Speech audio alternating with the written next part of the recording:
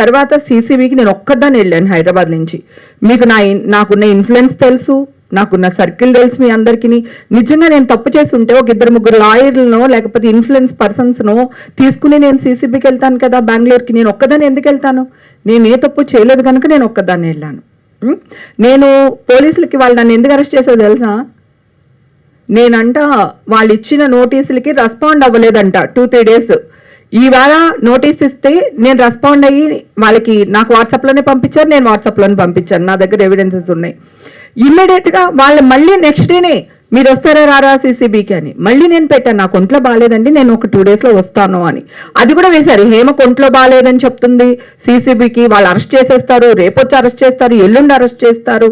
తర్వాత ఇంకొక విషయం ఒకటి క్లారిటీ చేయాలండి. పోలీసులు ఇచ్చారు ఇన్ఫర్మేషన్ అంటున్నారు. ఏ పోలీస్ ఆఫీసరు నా పేరు ఎక్కడా తీయలేదు. మీరుంటే ఇప్పుడు కూడా చూపించండి, ఈ ఇంటర్వ్యూలో కూడా చూపించండి, వేయండి ఏ పోలీస్ ఆఫీసర్ నా పేరు అనౌన్స్ చేశారని.